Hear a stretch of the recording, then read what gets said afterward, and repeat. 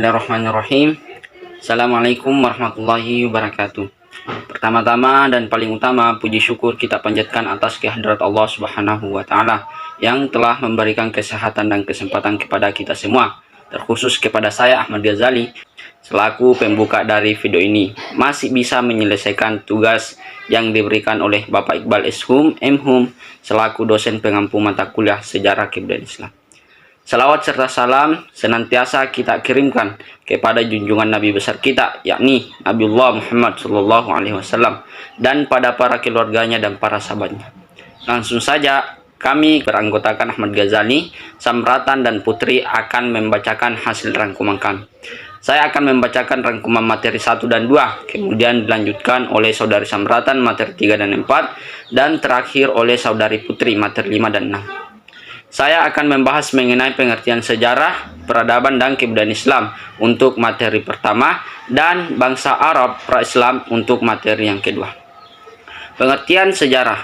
Sejarah dalam pendekatan etimologi berasal dari bahasa Arab syajarah yang berarti pohon.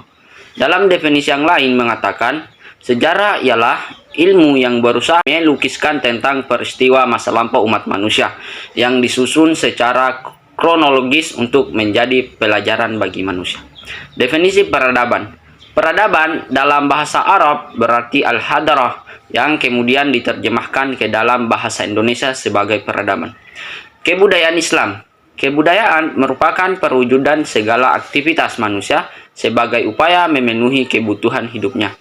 Berangkat dari pengertian tersebut, maka dapat dikatakan bahwa kebudayaan Islam merupakan kebudayaan yang bersumber dari ajaran-ajaran Islam atau kebudayaan yang bersifat Islam. Sejarah peradaban Islam adalah ilmu yang mempelajari asal-usul atau kejadian. Sejarah peradaban Islam terbagi menjadi 3 periode, yaitu periode klasik 650 sampai 1250 Masehi, periode pertengahan 1250 sampai 1800 Masehi, dan periode modern 1800 Masehi sampai sekarang. Ada 4 langkah yang perlu diperhatikan dalam melakukan metodologi sejarah, yaitu konstruksi, interpretasi, transformasi, dan rekonstruksi. Kemudian, dalam penulisan sejarah ada 2 hal yang perlu dikuasai dan dipahami dan dilaksanakan, yaitu 1. Metode penggalian sejarah historiografi, terdiri metode lisan, observasi, dan dokumenter, serta metode sejarah yang terdiri 3, yaitu deskriptif, komparatif, dan analisis sintesis. Selanjutnya, bangsa Arab pra-Islam. Bangsa Arab termasuk entitas yang berasal dari keturunan Sam, putra tertua Nabi Nuh. Entitas lainnya adalah Romawi dan Persia.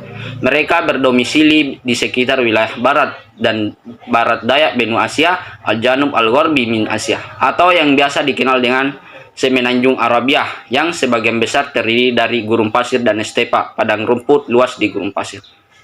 Cendekiawan sejarah mencatat ada 2 komunitas bangsa Arab yang pernah tinggal di wilayah Semenanjung Arab. Pertama, bangsa Ba'idah, yaitu bangsa Arab yang telah musnah dan lenyap jejaknya. Yang kedua, bangsa Baqiyah, yaitu bangsa yang masih ada, terdiri dari 2 suku, yaitu Adnaniyin dan Qat'aniyin. Sistem kepercayaan bangsa Arab pra-Islam sangat beragam. Ada yang menyembah Allah, ada yang menyembah matahari, bulan, bintang, bahkan ada pula yang menyembah patung dan api. Kehidupan bangsa Arab pra-Islam. Kondisi politik internal wilayah Arabia di masa jahiliyah menjelang kedatangan Islam pada dasarnya terpecah-pecah, tidak mengenal kepemimpinan sentral ataupun persatuan. Kepemimpinan politik di sana didasarkan pada suku-suku atau kabilah-kabilah guna mempertahankan diri dari serangan suku-suku yang lain. Sumber ekonomi utama yang menjadi penghasilan orang Arab pada saat itu adalah perdagangan dan bisnis. Salah satu kelebihan bangsa Arab adalah terletak pada bahasanya. Bahasa Arab merupakan salah satu bahasa rumpun sempit yang paling sempurna dan mampu bertahan dari seleksi alam hingga Islam datang. Kemudian mengalami perkembangan sangat pesat karenanya. Nah, mungkin ini saja yang bisa saya sampaikan berdasarkan dari materi 1 dan 2. Kemudian akan dilanjutkan oleh Saudari Samratan dan Putri. Saya atas nama Samratan akan melanjutkan pembahasan dari teman kelompok saya yang bernama Ahmad Ghazali. Materi yang akan saya bahas di sini adalah materi kelompok 3 dan 4. Pertama, saya akan membahas materi kelompok 3 yaitu tentang masa kelahiran Islam. Pokok pembahasan yang pertama yaitu kehidupan awal Nabi Muhammad SAW. Nabi Muhammad SAW lahir pada hari Senin, tanggal 12 Rabiul Awal tahun Gajah di kota Mekah pada tanggal 20 April 571 Masehi. Beliau berasal dari keluarga bangsawan Quraisy, Bani Hashim. Ayahnya bernama Abdullah bin Abdul Muthalib dan ibunya Aminah binti Wahab. Nabi Muhammad SAW terlahir yatim karena ayahnya meninggal 7 bulan sebelum kelahirannya dan ibunya meninggal di Abwa ketika beliau berusia 6 tahun. Beliau diasuh oleh kakeknya Abdul Muthalib dan setelah kakeknya meninggal, beliau diasuh oleh pamannya yaitu Abu Thalib. Sebelum menjadi Rasul, Nabi Muhammad SAW bekerja sebagai pengembala kambing dan kemudian menjadi pedagang. Pada perjalanan dagang ke Syam, beliau bertemu dengan pendeta Kristen bernama Buhaira yang melihat tanda-tanda kenabian pada dirinya. Beliau juga melakukan kerjasama dagang dengan Khadijah, seorang janda kaya yang kemudian menjadi istrinya. Nabi Muhammad SAW menunjukkan kepemimpinan saat memecahkan perselisihan mengenai penempatan Hajar al-Aswad di Ka'bah. Pada usia 35 tahun, beliau dipercaya sebagai penengah oleh kaum Quraisy. Sebelum masuk kenabiannya, Nabi Muhammad SAW dikenal dengan julukan Al-Amin, orang yang dapat dipercaya, dan Al-Sadiq, orang yang benar. Pada malam 17 Ramadan, Allah mengangkat Nabi Muhammad SAW menjadi nabi dan rasul melalui wahyu pertama di Gua Hira. Nabi Muhammad SAW mulai menyampaikan dakwahnya setelah peristiwa ini. Wahyu Al-Quran disampaikan secara berangsur-angsur selama 23 tahun. Setelah wahyu pertama, beliau mendapatkan wahyu yang kedua, surah Al-Mudaththir ayat 1-7. Wahyu ini terputus selama kurang lebih 2 tahun sebelum Jibril kembali membawa wahyu. Setelah wahyu tersebut, Nabi Muhammad SAW wajib menyampaikan dakwahnya. Perjalanan dakwah beliau berlangsung selama 23 tahun dan beliau menerima ayat-ayat Al-Quran secara bertahap. Kemudian selanjutnya materi kelompok 4 yaitu tentang masa pemerintahan Khulafaur Rasyidin. Nama Khulafaur Rasyidin adalah kepemimpinan atau kekhalifahan setelah wafatnya Rasulullah SAW. Mereka merupakan sahabat terdekat Nabi. Mereka juga merupakan mertua atau menantu dari Rasulullah SAW. Nah, Khulafaur Rasyidin yang pertama itu adalah Abu Bakar As-Siddiq. Ia adalah khalifah pertama yang ditunjuk setelah wafatnya Rasulullah SAW. Abu Bakar menjadi khalifah yang pertama merupakan kesepakatan dari sekelompok kecil. Mereka bermusyawarah dan terjadi perdebatan oleh kaum Ansar dan kaum Muhajirin, karena masing-masing kelompok menganggap bahwa kelompoknya lah yang paling pantas menggantikan Nabi sebagai khalifah. Akhirnya, Abu Bakar pun terpilih menjadi khalifah pertama. Khulafaur Rasyidin yang kedua yaitu Umar bin Khattab. Sebelum Abu Bakar dibayat sebagai khalifah, beliau mengusulkan nama Umar bin Khattab. Umar bin Khattab ini adalah sosok yang tegas dan bijaksana, sehingga ia banyak disegani oleh para sahabat lainnya. Rasulullah juga memberikan gelar Al-Faruq, yaitu pemisah antara yang hak dan yang batil. Sebelum Abu Bakar meninggal, Abu Bakar memang pernah bertanya kepada para sahabat tentang penunjukan Umar sebagai khalifah, dan para sahabat juga menyetujuinya. Dan akhirnya Umar bin Khattab pun resmi menjadi khalifah kedua setelah Abu Bakar. Khulafaur Rasyidin yang ketiga yaitu Utsman bin Affan. Utsman masuk Islam melalui Abu Bakar dan dinikahkan oleh Nabi dengan putrinya yang bernama Ruqayyah binti Muhammad SAW. Utsman selalu ikut berbagai perang kecuali perang Badar karena dia sibuk menemani dan merawat istrinya yang sedang sakit sampai wafat. Sepeninggal istrinya, Utsman kemudian dinikahkan dengan Ummu Kalsum dan dia digelari dengan nama Zunnurain. Kemudian sepeninggalnya Umar, ada 2 nama yang diajukan sebagai khalifah yaitu Utsman dan Ali. Berdasarkan hasil sidang dan pendapat masyarakat, Abdurrahman sebagai ketua sidang pun menetapkan Utsman sebagai khalifah ketiga. Khulafaur Rasyidin yang keempat yaitu Ali bin Abi Thalib. Ali adalah orang pertama yang masuk Islam dari kalangan anak-anak. Ali dinikahkan dengan anak Rasulullah yang bernama Fatimah binti Muhammad SAW, dan mereka dikaruniai dengan 2 orang putra yang bernama Hasan dan Husain. Ali bin Abi Thalib menjabat sebagai khalifah keempat menggantikan Utsman dalam situasi yang sedang panas.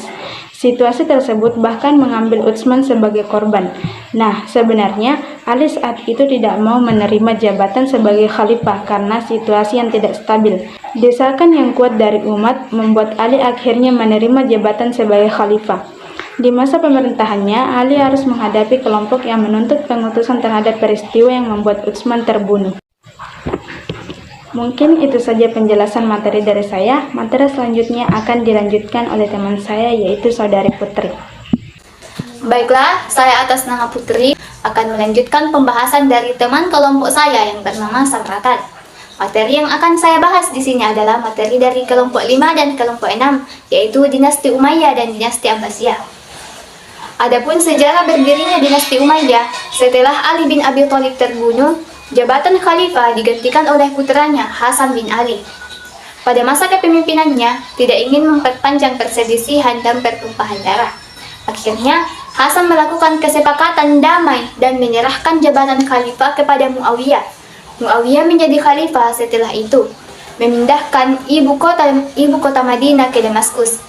Dan dinasti Bani Umayyah pun terbentuk dengan perubahan sistem pemerintahan dari demokratis ke monarki. Terdapat 14 khalifah dinasti Bani Umayyah, yaitu yang pertama Muawiyah bin Abu Sufyan dari tahun 41 Hijriah sampai 61 Hijriah, Yazid bin Muawiyah tahun 61 Hijriah sampai 64 Hijriah, yang ketiga Muawiyah bin Yazid tahun 64 Hijriah sampai 64 Hijriah, Marwan bin Hakam 64 Hijriah sampai 65 Hijriah, Abdul Malik bin Marwan 65 Hijriah sampai 86 Hijriah, Al-Walid bin Abdul Malik 86 Hijriah sampai 96 Hijriah, Sulaiman bin Abdul Malik 96 Hijriah sampai 99 Hijriah, Umar bin Abdul Aziz 99 Hijriah sampai 101 Hijriah, Yazid bin Abdul Malik 101 Hijriah sampai 105 Hijriah, Hashim bin Abdul Malik 105 Hijriah sampai 125 Hijriah, Al-Walid bin Yazid 125 Hijriah sampai 126 Hijriah, Yazid bin Walid bin Malik 126 Hijriah sampai 743 Hijriah, Ibrahim bin Walid 126 Hijriah sampai 127 Hijriah, dan yang terakhir adalah Marwan bin Muhammad 127 Hijriah sampai 132 Hijriah. Dan selanjutnya adalah kemajuan dinasti Umayyah dapat dilihat pada tindakannya. Yang pertama adalah memperluas wilayah, yang kedua administrasi pemerintahan, yang ketiga perekonomian Umayyah yang sangat baik, yang keempat sains dan peradaban. Selanjutnya penyebab keruntuhan dinasti Umayyah. Yang pertama, sistem monarki yang diterapkan oleh Daulah Umayyah memicu perselisihan dalam memperebutkan kekuasaan. Yang kedua adalah sistem suksesi khalifah antar keluarga yang tidak jelas. Yang ketiga adalah pergolakan politik dalam negeri yang dipicu oleh gerakan Khawarij dan sekte Syiah. Yang keempat, perubahan kebijakan pengelolaan dana Baitul Mal yang lebih banyak untuk pejabat dan keluarganya. Yang kelima adalah wilayah kekuasaan yang sangat luas menyulitkan Daulah Umayyah melakukan pengamanan. Selanjutnya, sejarah berdirinya dinasti Abbasiyah. Dinasti Umayyah mengistimewakan bangsa Arab atas bangsa lainnya dan menganggap rendah kaum Muslim dan Arab atau Mawali. Dinasti ini selalu menindas para pengikut Ali dan Bani Hashim. Kelompok-kelompok tersebut bersatu yang dikoordinasi dan dipimpin oleh keturunan Al-Abbas. Kemudian terjadi pertempuran di dekat Sungai Zab. Dalam pertempuran itu, Bani Abbas mendapatkan kemenangan. Akhirnya Marwan, Khalifah Bani Umayyah, terakhir terbunuh di Mesir. Kemudian Daulah Bani Abbasiyah resmi berdiri. Kekuasaan Bani Abbasiyah berlangsung dalam kurun waktu yang sangat panjang, berkisar tahun 750 Masehi sampai dengan 1258 Masehi, yang dibagi menjadi 5 periode dan ada khalifahnya masing-masing. Dari 37 khalifah ini, setidaknya terdapat 3 khalifah yang menonjol, yaitu Abu Ja'far al-Mansur, Harun al-Rashid, dan Abdullah al-Ma'mun. Selanjutnya adalah kemajuan dinasti Abbasiyah. Yang pertama, terbentuknya Baghdad sebagai pusat perdagangan internasional. Yang kedua, terciptanya perindustrian tambang, tekstil, dan lain-lain. Yang ketiga, terbentuknya kelembagaan negara yang semakin maju. Yang keempat, penerjemahan manuskrip Yunani, Persia, dan India. Yang kelima, didirikannya perpustakaan Bait al-Hikmah sebagai perpustakaan negara, pusat penelitian, pusat kegiatan studi dan riset astronomi dan matematika. Selanjutnya adalah faktor runtuhnya dinasti Abbasiyah. Yang pertama, persaingan antara bangsa-bangsa. Yang kedua, kemerosotan ekonomi karena banyaknya konflik internal sehingga menguras kas negara. Yang ketiga adalah konflik keagamaan. Yang keempat, munculnya dinasti-dinasti kecil sebagai akibat perpecahan sosial berkepanjangan. Yang kelima, perang salib. Yang keenam, serangan bangsa Mongol.